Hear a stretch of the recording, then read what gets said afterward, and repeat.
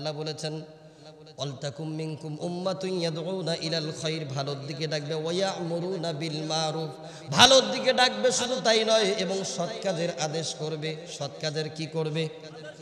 জোরে বলেন।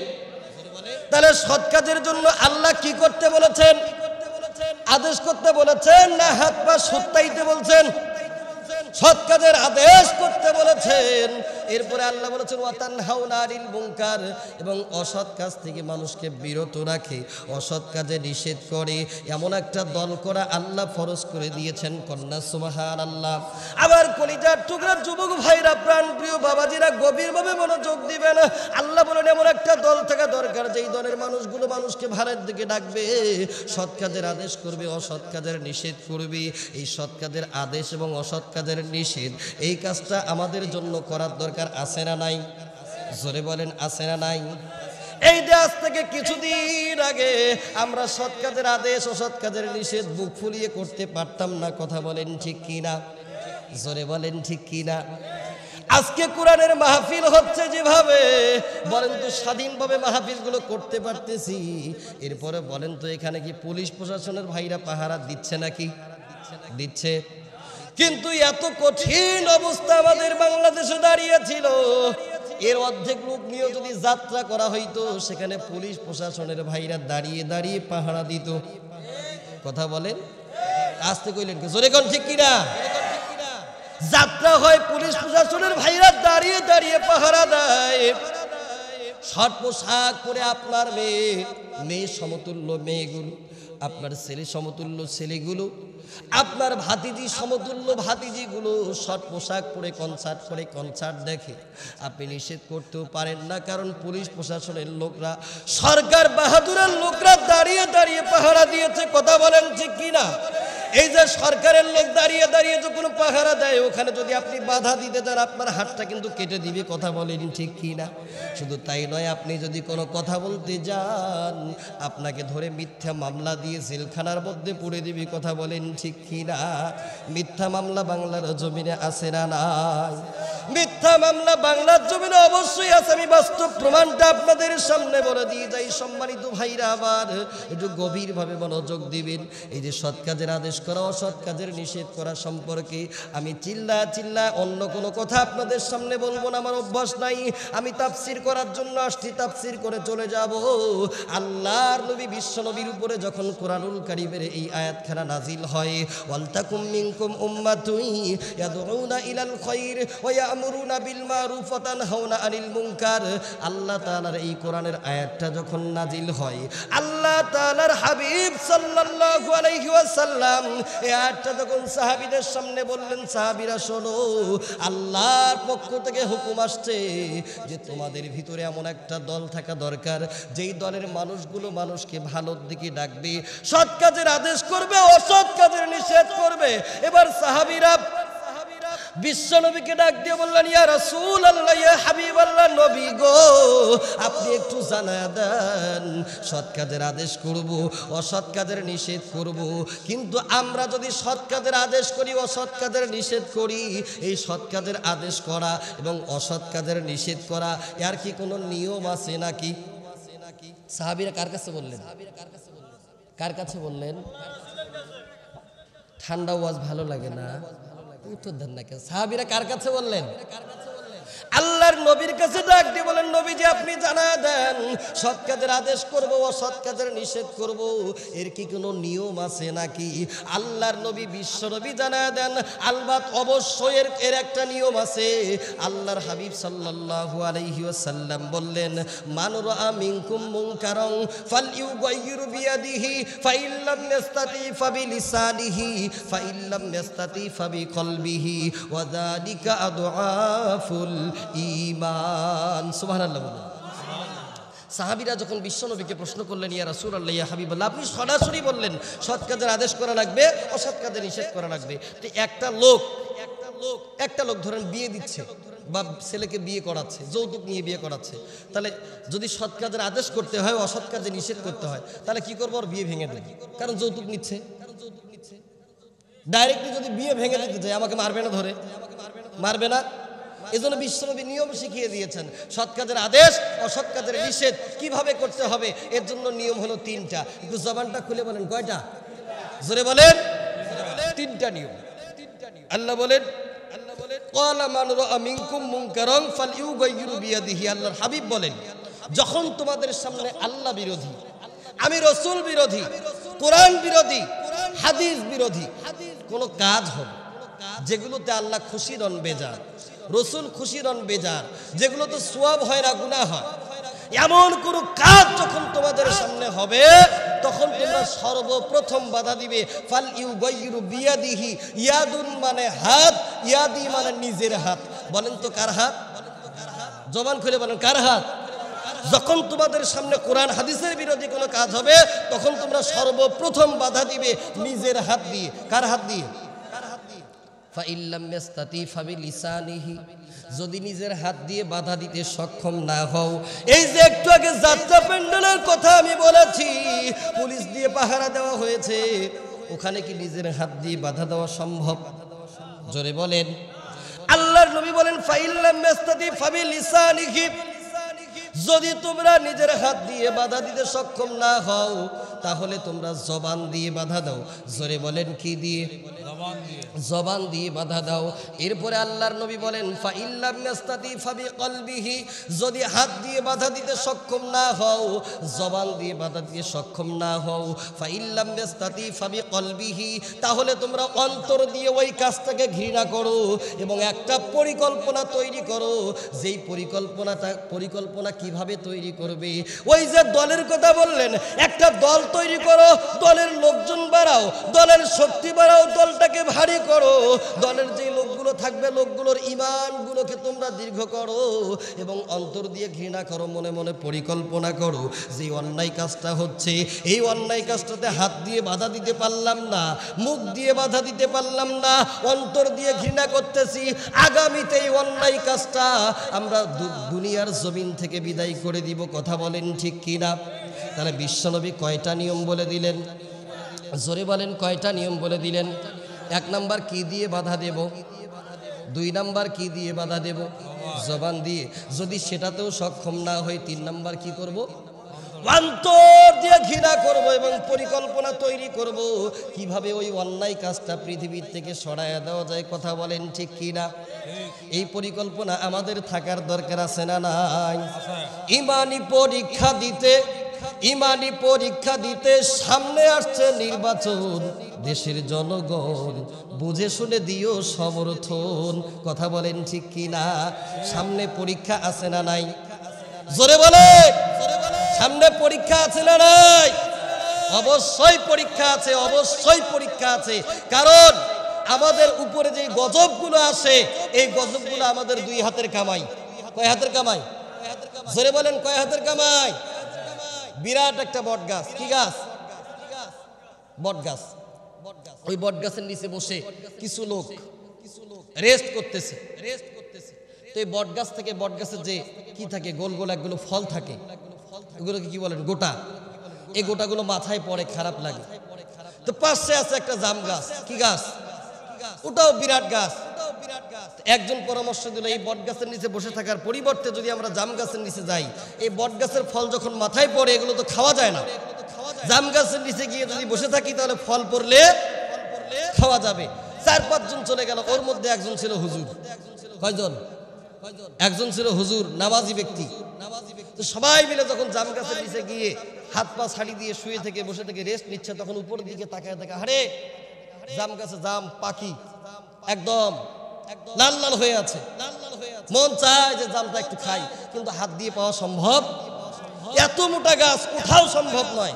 তবে একটা কাজ করলে ওঠা যাবে, সবাই মিলে যদি একটা ডাল ধরা যায়, তাহলে একজনকে উপরে তুলে দেওয়া যাবে। একজনকে উপরে তুলে দেওয়া যাবে। তো সবাই মিলে সিদ্ধান্ত নিচ্ছে যে একজনকে আমরা উপরে তুলে দেই, ও পেরে দেবে, আমরা সবাই মিলে খাবো। তো এমন সময় ওই যে হুজুর ছিল, সবাই সিদ্ধান্ত নিচ্ছে কাকে তুলে দেওয়া যায়। তো হুজুর টুক করে দাঁড়ায়া, হুজুরের একটু কলিজাও কাঁপে সবার মধ্যে কথা বলতে। হুজুর দাঁড়ায়া বলছে, আমি মসজিদের ইমামতি করি। হুজুর মানুষ, দাড়ি আছে, টুপি আছে, আমি নামাজ কালাম পড়ি, মিথ্যা কথা কম বলি, আমাকে তুলে দাও, আল্লাহর রাস্তায় আমি পাড়ি দেব, আমি একটাও বেশি ওখান থেকে খাবো না, সমান সমান করেই। ওখানে ছিল এক মোসারু। কে ছিল? হুজুর কেবল বলছে যে আমাকে তুলে দাও, মোসারু টপ্পস করে দাঁড়িয়ে কয়, হ্যাঁ হুজুরের গাছের চড়া জায়েজ, হুজুরের গাছের চড়া জায়েজ। কি করবো তাহলে? এই মোসারুক তুলি দাও, মোসারুক আমাকে তুলি দাও। সবাই মিলে সিদ্ধান্ত নিয়ে মোসারুক গাছের তুলে দিল। মোসারুক গাছে উঠে খুব সুন্দর একটা মগডাল, মগডাল বোঝেন তো, যেখানে বসা যায়, গ্রাম্য ভাষা আঞ্চলিক ভাষায় মগডাল বলা হয়, এমন একটা ডালের মধ্যে বসে একেবারে যেমনি মোটা গাছ, গাছের একটা মোটা একটা ডালে হেলানি দিয়ে জাম পাকা পাকা গুলো পাড়ে আর খায়, আর মাঝে মধ্যে বিচিগুলা, কথা কয় না, মাঝে মধ্যে বিচিগুলা নিচত ফেলায়। এরা নিচ থেকে হা করি থাকে, মুখের মধ্যে বিচি পড়ে, কাঁচা জাম দুই একটা পড়ে, তখন এরা আল্লাহ ডাক দেবে, আল্লাহ এই গজব আমাদের জন্য কেন? আল্লাহ আমরা জাম গাছের নিচে বসে আছি, আমরা খাটনি করেছি, আমরা কষ্ট করেছি, দূর থেকে এসে বিশ্রাম নেওয়ার জন্য এখানে বসেছি। ও আল্লাহ, এমন একটা লোক আমাদের এই জামের গাছের দায়িত্ব পাইছে, এমন একটা লোক উপরে উঠেছে আল্লাহ, সে তো নিজে পাকা পাকা জামগুলো খায়, কাঁচাগুলো আমাদের মাথায় ফেলায়, পাকা জাম তো খাইতে দেয় না, বরং জামের বিচিগুলো মাথায় ফেলায়, মাথায় ব্যথা পাই। আল্লাহ দয়া করে তুমি ওকে নামাও।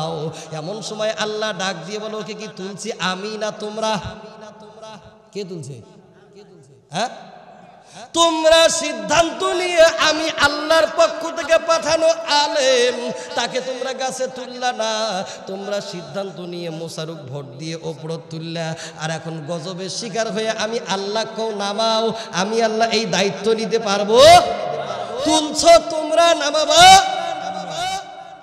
আল্লাহর কাছে দোয়া করতেছিলাম, আল্লাহ আমাদের দোয়া কবুল করেন নাই, আল্লাহ অভিমান করেছিল, কিন্তু কি আর করা যাবে?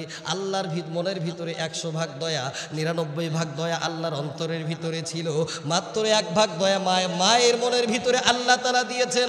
ওই 99 ভাগ দয়ার ভিতরে আল্লাহর যখন জোশ লেগে যায়, আল্লাহ কিন্তু আর চুপ থাকতে পারে না, বান্দার মনের আশা ঠিকই পূরণ করে দেয়। কথা বলেন ঠিক কি না?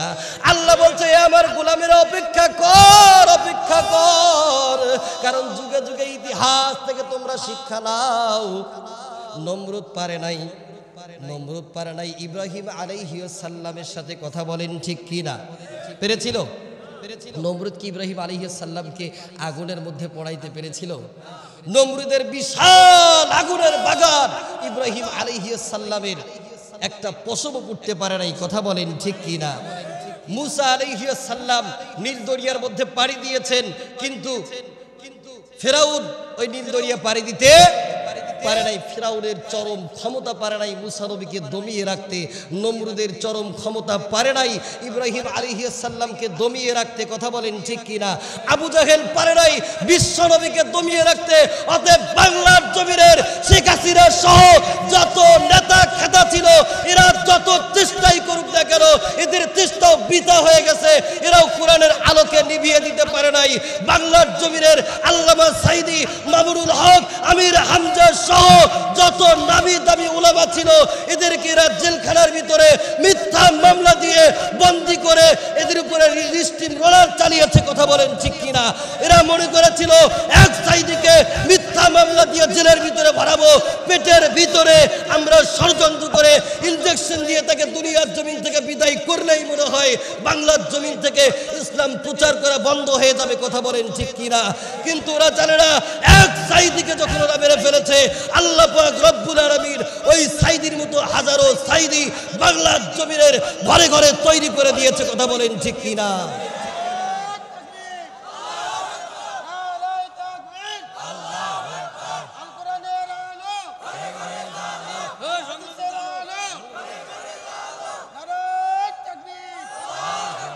আলহামদুলিল্লাহ বলেন, জোরে বলেন আলহামদুলিল্লাহ।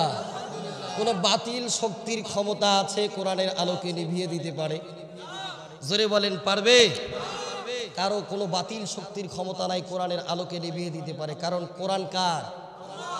ইন্না নাহনু নাযালনা যিকরা ওয়া ইন্না লাহু লাহাফিজুন।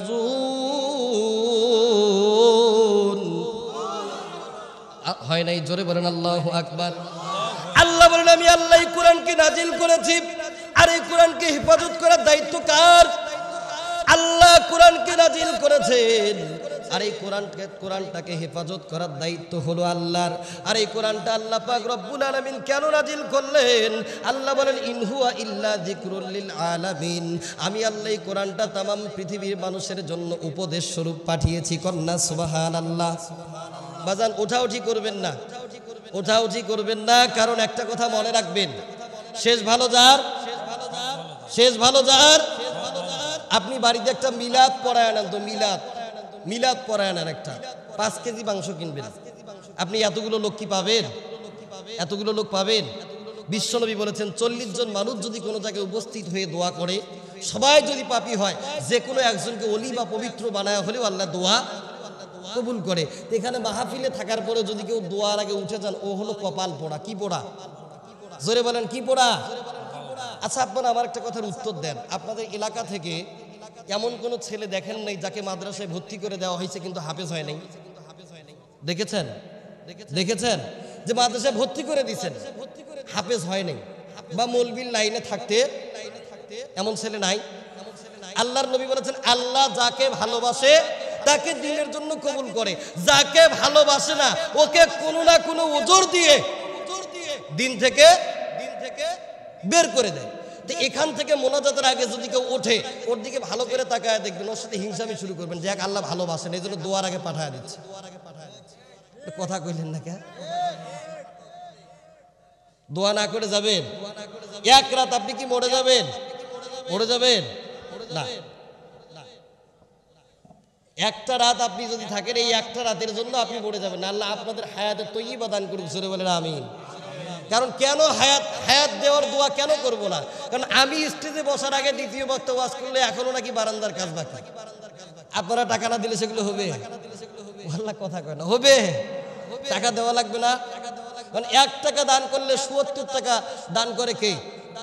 একটা চালের দানা দান করবেন, ৭৪টা চালের দানা দান করেন কে? আল্লাহর নবী বলেছেন মাম বানা লিল্লাহি মাসজিদান ফিল বাইতি ওয়া মাম বানা লিল্লাহি বাইতান ফিল জান্নাহ। সুবহানাল্লাহ বলেন। যদি কোনো ব্যক্তি মসজিদ ঘর তৈরি করার জন্য একটা ইটা দান করে, কয়টা? একটা ইটা দান করেছেন, পুরা ঘর নয়, একটা ইটা দান করেছেন, আল্লাহ তাআলা আপনার জন্য জান্নাতের মধ্যে একটা ঘর তৈরি করে দেবে। সুবহানাল্লাহ বলেন। আপনি দান করলেন কয়টা ইট? কয়টা ইট? আর আপনি একটা জান্নাতের মধ্যে একটা ঘর পাচ্ছেন, সেটা ইটের ঘর নয়, স্বর্ণ রৌপ্য দিয়ে তৈরি করা একটা ঘর। সুবহানাল্লাহ বলেন। জোরে বলেন সুবহানাল্লাহ। সম্পদের মালিক কে? জোরে বলেন। আপনি মরে গেলে কয়টা কাপড় নিয়ে কবরে যাবেন?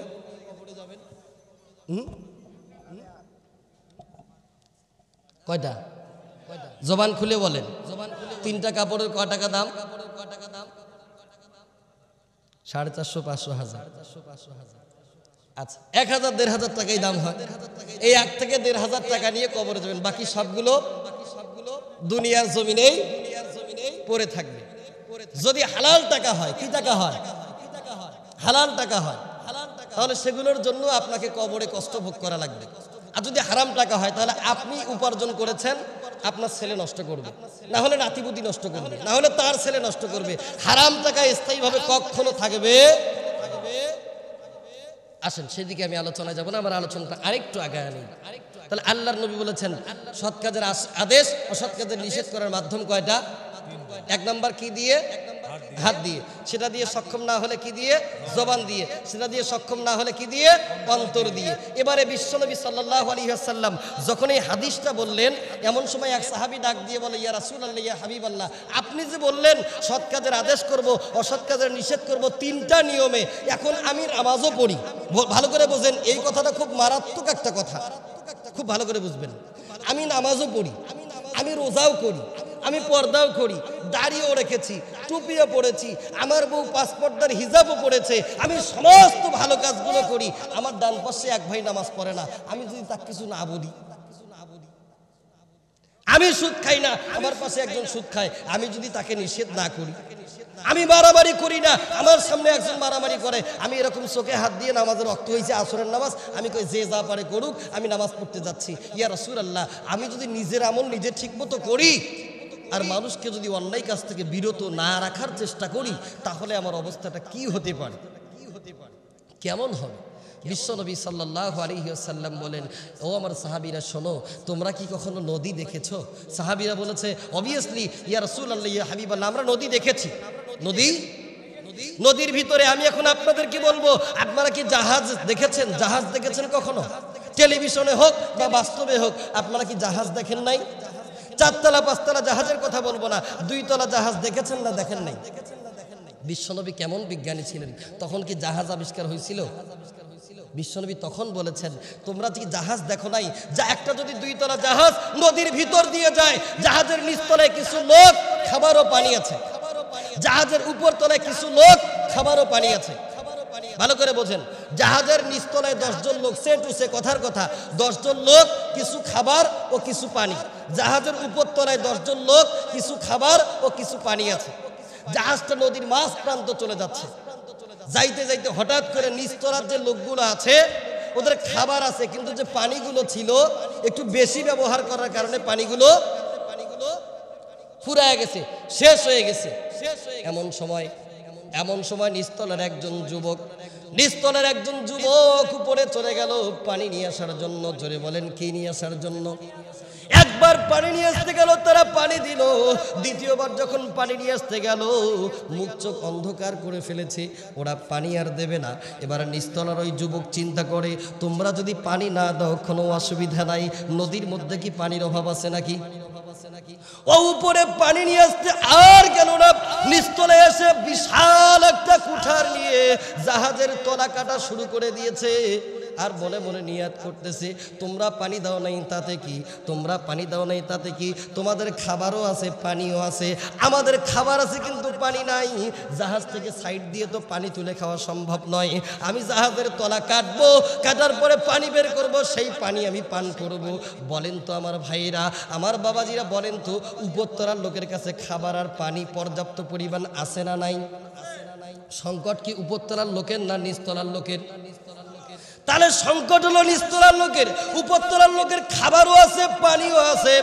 এবার নিচতলার লোকের সংকট হওয়ার কারণে নিচতলার একটা যুবক যখন কুঠার দিয়ে জাহাজের তলাটা কাটে, এমন সময় উপরের লোকগুলো যদি চিন্তা করে, যে যা পারে করুক, আমাদের তো খাবারও আছে পানিও আছে, আমাদের কোনো চিন্তা নাই, আমাদের কোনো টেনশন নাই, আমাদের কোনো চিন্তা নাই, কোনো টেনশন নাই।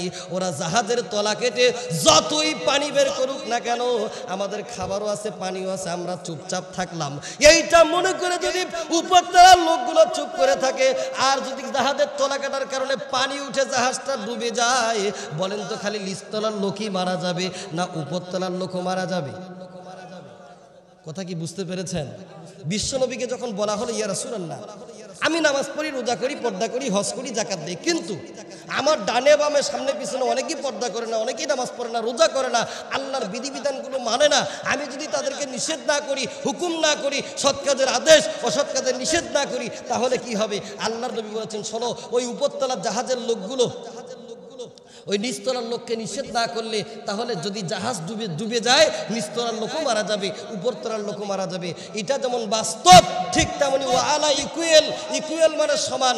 যদি কোনো ব্যক্তি নামাজ পড়ে, রোজা করে, হজ করে, পর্দা করে, যাকাত দেয়, আর একজন লোক অন্যায় করে, তাকে বাধা না দেয়, বাধা না দেওয়ার কারণে যে লোকটা অন্যায় করলো ও যেমন অপরাধী, যে বাধা দেয় নাই ওয়ালা ইকুয়াল, ওই লোকটাও সমান অপরাধী কন্যা। নাউযুবিল্লাহ। একটু জোরে বলেন নাউযুবিল্লাহ। কথা কি বুঝতে পেরেছেন? এই জন্য সৎ কাজের আদেশ অসৎ কাজের নিষেধ করার দরকার আছে না নাই? জোরে বলেন আছে না নাই? আমরা করব ইনশাআল্লাহ। জোরে বলেন ইনশাআল্লাহ। সৎ কাজ কাকে বলে, ভালো কাজ কাকে বলে, ভালো করে খেয়াল করেন। আল্লাহর নবী সাল্লাল্লাহু আলাইহি ওয়াসাল্লাম বলেছেন, আল্লাহর নবী বিশ্ব নবী সাল্লাল্লাহু আলাইহি ওয়াসাল্লাম বলেছেন, আন উমামা রাদিয়াল্লাহু তাআলা আনহু আন্নাহু ক্বালা রাসূলুল্লাহ সাল্লাল্লাহু আলাইহি ওয়াসাল্লাম, মান আহাব্বা লিল্লাহ ওয়া আবগাদা লিল্লাহ ওয়া আতাআ লিল্লাহ ওয়া মানাআ লিল্লাহ ফাকাদ ইস্তিকবালাল ঈমান। কন্না আল্লাহু আকবার। একটু জোরে বলেন আল্লাহু আকবার। আল্লাহর নবী বিশ্ব নবী জনাবে মুহাম্মদুর রাসূলুল্লাহ সাল্লাল্লাহু আলাইহি ওয়াসাল্লাম জানায়া দেন, ও আমার উম্মতরা শুনে নাও, পৃথিবীর জমিনে পাকাপোক্ত ইমানদার কাকে বলে? কোন লোকগুলো সৎ কাজের আদেশ করবে আর কোন লোকগুলো অসৎ কাজের নিষেধ করবে। এই লোকগুলোকে তোমরা কেমন করে চিনবা? আল্লাহর নবী বলেন, মান আহাব্বা লিল্লাহ, যেই লোকগুলো কাউকে ভালোবাসবে, এই ভালোবাসাটা কার জন্য হওয়া লাগবে? জোরে বলেন। কাউকে ভালোবাসবে, ভালোবাসাটা হবে আল্লাহর জন্য। ওয়া আবগাদা লিল্লাহ, এই ভালোবাসার লোকটার সাথে শত্রুতা তৈরি করবে, সেটাও কার জন্য? জোরে বলেন। আল্লাহর জন্য তৈরি করবে। এরপরে বলেছেন ওয়া আতা আলিল্লাহ, কাউকে কোনো কিছু গিফট করবেন, দান করবেন, পুরস্কার দিবেন, ওইটা কার জন্য? জবান খুলে বলেন। কাউকে পুরস্কার দিবেন কার জন্য? এরপরে আল্লাহর নবী বলেছেন ওয়া মানা আলিল্লাহ, এই পুরস্কার দেওয়া থেকে বিরত থাকবেন, সেটাও কার জন্য?